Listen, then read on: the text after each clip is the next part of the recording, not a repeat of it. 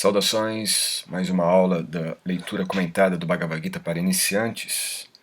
Estamos aqui para trazer um pouco mais do conhecimento do Bhagavad Gita para você, te ajudar a sair deste mundo ilusório,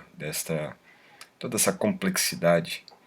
de ilusões que foram criadas, que estão sendo,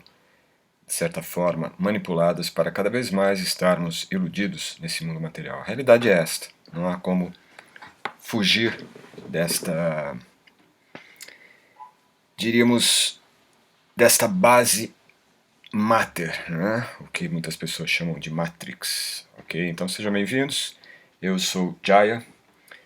e meu objetivo aqui é trazer o conhecimento védico, o conhecimento da Bhagavad Gita para te ajudar a pelo menos entender, né, a estrutura dessa realidade ilusória na qual nós vivemos, que não é algo novo, que já está moldada através do conhecimento apresentado no Bhagavad Gita há mais de 5.000 anos e que remonta a muitos outros elementos e que irão contribuir cada vez mais para que dentro da era em que nós vivemos, a era chamada Kali Yuga, se torne mais e mais impenetrável pela consciência humana e sua capacidade de discriminação, de discernimento, de entendimento do que realmente é a realidade. Muitas vezes a gente vê que quando se fala de conhecimento transcendental, conhecimento metafísico, conhecimento espiritual, principalmente conhecimento ligado ao Bhagavad Gita,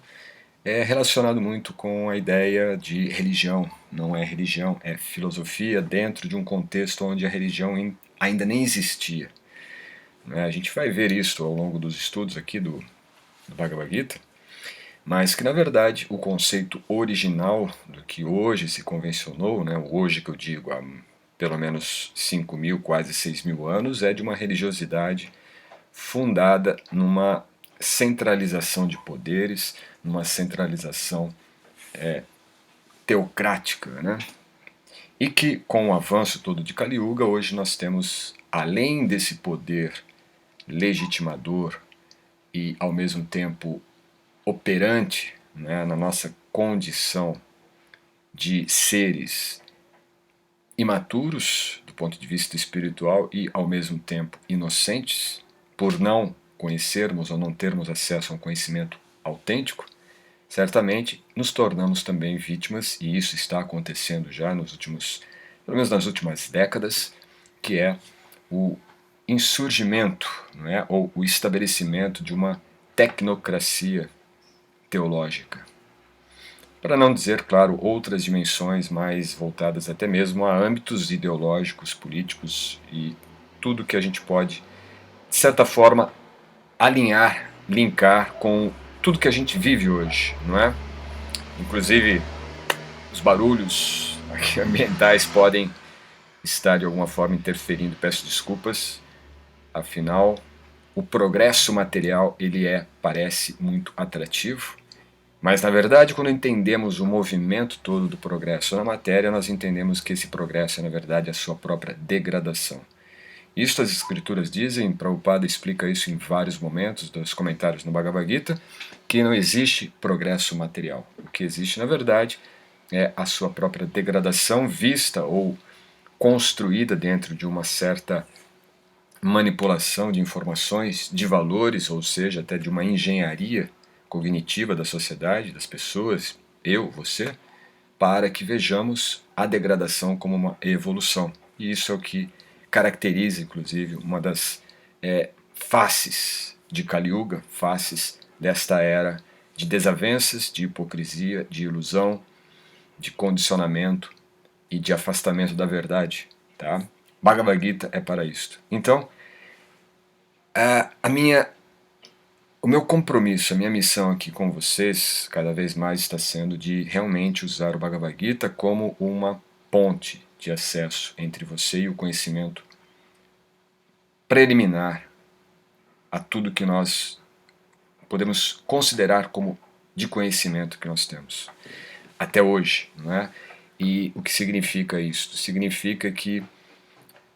Eu vejo a emergência de termos acesso a um conhecimento que possa realmente transformar a nossa consciência, transformar a nossa mente, a nossa forma de viver neste mundo em contínua transformação, mudança, diga-se nas palavras mais claras, de confusão e degradação. Né? A mudança e a transformação que nós vemos é, na verdade, de confusão e degradação. E cada vez mais, acredito, os fundamentos da filosofia trazida na Bhagavad Gita pode nos dar uma certa solidez em termos de um alicerce, de onde pisarmos, para podermos assim olharmos de uma maneira um pouco mais clara a realidade em que vivemos ou a ilusão em que vivemos, e nela discernir do ilusório para o real e buscar, sem dúvida, o real. Também quando nós pensamos na Batalha de Kurukshetra, nós vemos essa dualidade entre o bem e o mal. Não é errado isto, mas o que é o bem e o que é o mal de forma filosófica na visão védica? Não é? Podemos entender como o bem sendo todos os constituintes que favorecem a expansão da consciência espiritual, ou seja, a elevação qualitativa da alma, a elevação qualitativa da consciência em rumo à sua natureza espiritual. O mal, tudo aquilo que se aglutina para a degradação dos valores, dos princípios, da moralidade e principalmente da espiritualidade, ou seja, tudo que afunda o indivíduo na ilusão material, no seu afastamento ontológico de Deus, é o mal. O mal ele está presidido nisto. Então não é uma entidade, senão que um corpo